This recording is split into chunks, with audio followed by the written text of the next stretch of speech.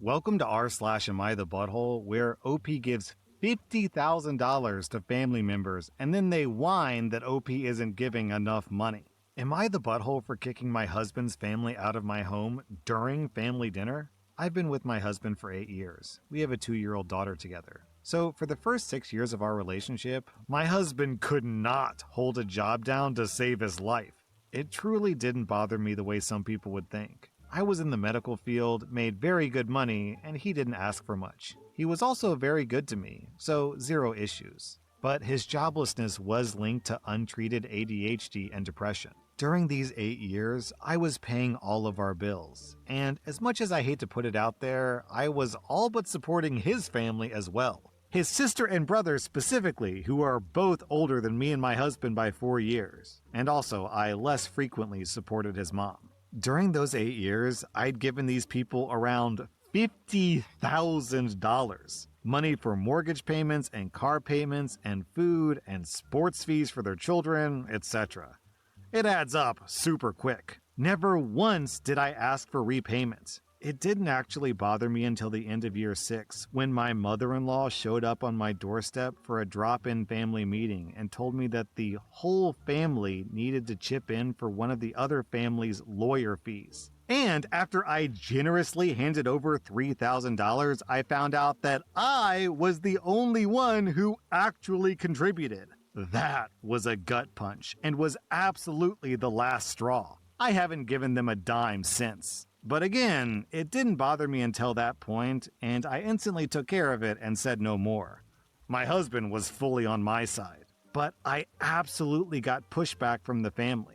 Around this time, I found out that I was also 6 months pregnant. I wasn't showing, and I still had my cycle. So fast forward, my husband gets on medication for ADHD, gets fully involved in therapy, went for his trucking license, and has been working steadily since I was roughly 8 months pregnant. He's only missed one shift the day that I went into labor, and is kicking butt. His meds were an absolute game changer. I've been a stay-at-home mom ever since. My husband makes around 4 times more than what I was making at the hospital as well. Here's the problem. My husband refuses to help his family out financially, and for whatever reason, it's been brought to my attention that I am being blamed for it. We had his entire family over for dinner, and this was the first time that we'd been around the entire group in 2 years. They don't even call anymore. We hosted dinner and everything was going well. But then my mother-in-law asked me when I was planning to return to work.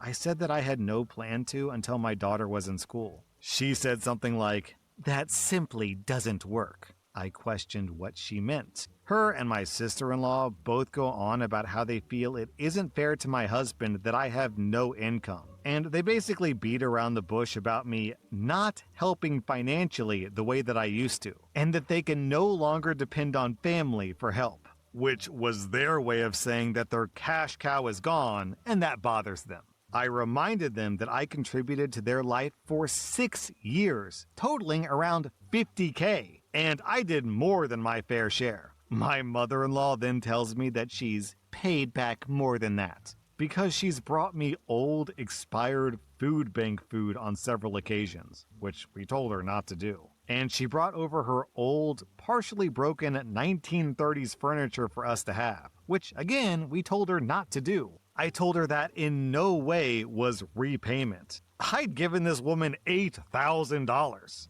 Anyways, the argument escalated to mainly my mother-in-law saying that it was unfair to my husband that I'm contributing nothing to the household. I argued that I supported him and his entire family for 6 years. She said, "Surely he's paid you back. You haven't done anything in 2 years." So I snapped and said that paying rent for 2 years with zero financial contribution exceeding basics is in no way paying me back. And I told everyone to get the F out. It's important to note that my husband was not home for this. He had actually run to the store to get something that we ran out of. So he wasn't present or he would have stepped in. But after some back and forth and me just repeating to get out and them refusing, I said I was going to call the cops. They finally start leaving. I tell them they aren't welcome back here and that we'll be going no contact. They were gone by the time my husband got home. When I told him what happened, he went real quiet. He apologized for what they said and did while he was gone, but he also tried justifying it. saying that they likely just meant that they thought I should be working too to help him with bills. I asked why he was trying to downplay this, and he said, because everyone knows that households can't survive on one income in 2026. And said something about how he could work less hours and spend more time with our kid if I got a job too. Keep in mind, he makes $140K a year, and all of our expenses do not exceed $4K a month.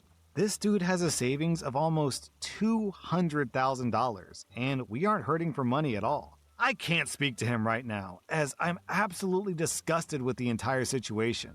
Also, in an edit, OP clarifies that her husband's $140K salary is take-home pay after taxes. That's a trucker salary? I mean, I realize the story is about the entitlement of OP's in-laws, but yo, truckers are pulling in like $200K? After taxes down to about $150? I had no idea. Anyways, OP, I find it incredibly ironic that your husband says, no household can survive on just one income, when clearly you guys survived just fine on one income for 6 years. The one income is only a problem when it's his income, but when it's your income, he wasn't complaining about having only one income in the house. Oh man, this is a extremely entitled and manipulative family that you've married into, OP.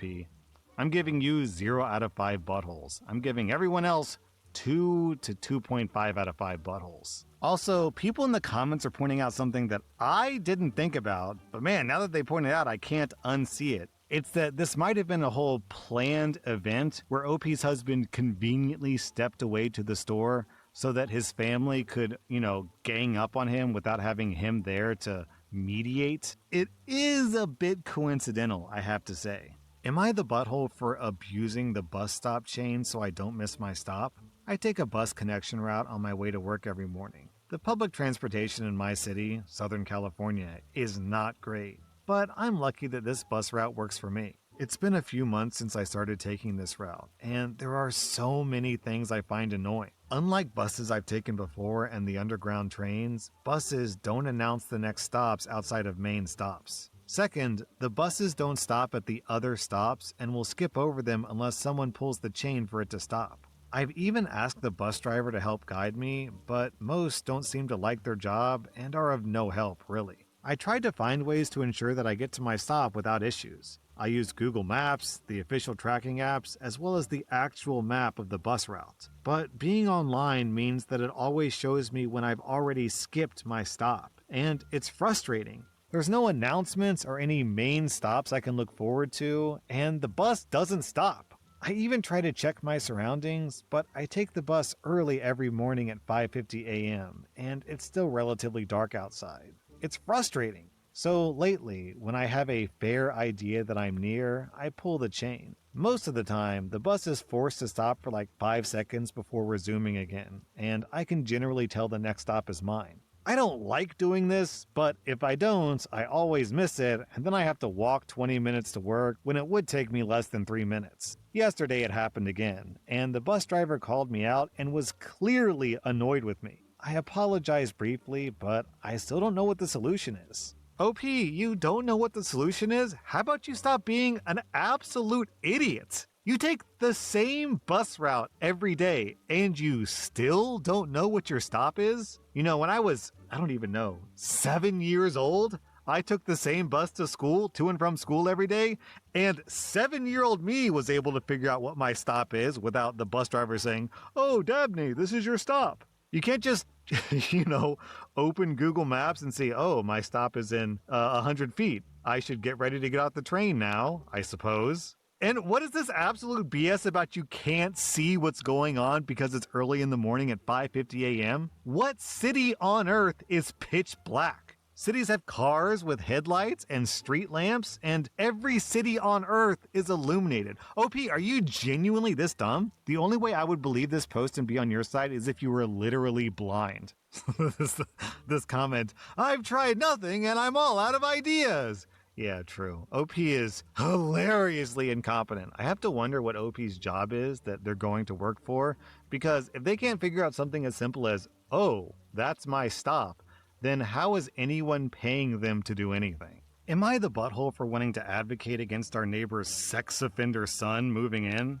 Our neighbor's husband passed away a few days ago. My husband and I went over to offer condolences because we'd been pretty close with him over the years. During the conversation, his wife mentioned that her son would be moving in with her soon because he's getting out of prison. Later that day, we looked him up out of curiosity and found out he's a registered sex offender with multiple violations involving minor children. This immediately made us really uncomfortable. We have a young child. There's an elementary school about a mile from our house, and our neighborhood is full of kids who walk home from school, ride bikes outside, play in the yards, etc. My husband spoke with her again and asked if she had planned to tell the neighbors about the situation. Her response was that her son was framed and that she shouldn't have to tell anyone because she lived in this neighborhood first and has lived there for years. That response honestly made us even more uneasy because it doesn't sound like she takes the charges seriously or plans to be cautious about the situation. At the same time, I feel conflicted. She just lost her husband and is probably going through one of the worst times in her life. We were much closer to him than to her, but I still feel bad adding stress to her life right now. But I also feel like the safety of the kids in the neighborhood, including my own, matters more. We don't want him moving in next door, but I also realize we probably can't legally stop it. OP, well, just so you know, it is conceivably possible that you could stop it. If he's a registered sex offender, then it's possible he's not allowed within a certain distance of elementary schools, and if that's the case, then he wouldn't be able to move in. And I can also understand why you feel bad about the situation, but you know what feels even worse? Having one of those types of people get too close to your own child. OP, if I were in your shoes, I would hold nothing back. You get 0 out of 5 buttholes. Am I the butthole for not forgiving my foster family? So I'm a 16-year-old girl in a foster home. I can't remember if this is my 14th or 15th placement, but somewhere around there. I've been with this current family, the Millers, since the beginning of January. They're nice, and they have a huge extended family, which is something I'm not used to. We were at the foster mom's sister house for the Super Bowl yesterday. I think like 30 plus people were there for the game. The husband, Rick, who's like 50, really treats me differently. When I was in the house, he spent like every moment staring at me like he was waiting for me to steal something. I've been in the system since I was 7, so I'm used to it. It still sucks, but whatever. We spent the whole time watching the game and the halftime show. We had a great time making food and watching the Seahawks win. When we got back to our house, I was getting ready to get in the shower when there was a loud knocking on the door. My foster dad opened it, and Rick came rushing in, screaming about how I was a thief. One of his watches disappeared during the game. I guess he has a collection of expensive watches. He'd called everyone he could think of, telling them I'd stolen it and if they had seen me with the watch, then demanded they check my room, check me, and call the police. I just handed over my hoodie, turned around in a circle so they could see there was no watch-shaped bulge in my jeans. I let Rick and my foster parents take turns going through my room. There wasn't a lot to go through. You know, the 30-gallon bag rule. And they didn't find a watch. Rick left after that and said that he was going to call the police if the watch didn't turn up. About an hour after he left, my foster parents got a call from his wife. They found the watch under the dresser. She was apologetic and said she should have made him look harder before running out the door to accuse me of stealing. She was hoping we would all put this whole thing behind us, and I just shook my head and went to take a shower. I'm not forgiving Rick for running around telling everyone I'm a thief because he couldn't look before he lost his mind. I know it's going to cause problems, but I just don't want to be the bigger person when I'm not the adult. So I guess I'm the butthole for not forgiving him for calling me a thief? It's very interesting that OP is supposed to offer forgiveness when Rick didn't offer any forgiveness. The guy didn't even offer an apology. Can't help but notice it was his wife who called about the found watch and not Rick himself. What an absolute coward. Real tough guy he is, can't even face the consequences of his own actions. You are easily not the butthole here. You get 0 out of 5 buttholes. Rick gets 2.5 out of 5 buttholes, and I'm also giving your foster parents 1.5 out of 5 buttholes for failing to protect you from Rick. Am I the butthole for telling my coworker I was miscarrying after she tried to get me in trouble for excessive bathroom use? I'm a 26-year-old woman, and I have a coworker, Mary, whose main goal at work is to get the rest of us in trouble. Today, I was apparently the target. When I got back from lunch, my boss asked me to talk and explained how a coworker had complained that I had excessive bathroom use and that she and other coworkers had to pick up my slack. Excessive use was 10 minutes in the 4 hours before lunch, and I took the 40 minutes for lunch instead of the 30 minutes that we're supposed to. I was 8 weeks pregnant when I started miscarrying on Tuesday, and I called in sick to work. I was off yesterday since I was working Saturday, but decided to come into work today to try to use work to distract myself instead of sitting at home wallowing. I ended up explaining the situation to my boss to end the conversation. She apologized to me and offered me a couple of days off, but I want to be at work to distract myself. After the meeting, Mary was looking extremely smug, clearly thinking she had gotten me in trouble, and I was so angry. So I told her, sorry if she was so distracted by me being away from my desk for 20 minutes, but since I was miscarrying, I figured it was fine. Mary looked shocked, but didn't speak or even look at me for the rest of the day. After work, a coworker that I'm friendly with said that while I'm technically right and Mary was completely out of line, I shouldn't have said anything, knowing that it would create an uncomfortable work environment. I don't feel like I did anything wrong, and if Mary wants to micromanage everything, she should expect uncomfortable situations to arise. But I also get that Mary isn't the only coworker this gets uncomfortable for, and I don't want to make things hard for my coworkers I actually do get along with. So, am I the butthole for telling Mary I was miscarrying when she tried to get me in trouble and making things uncomfortable at work?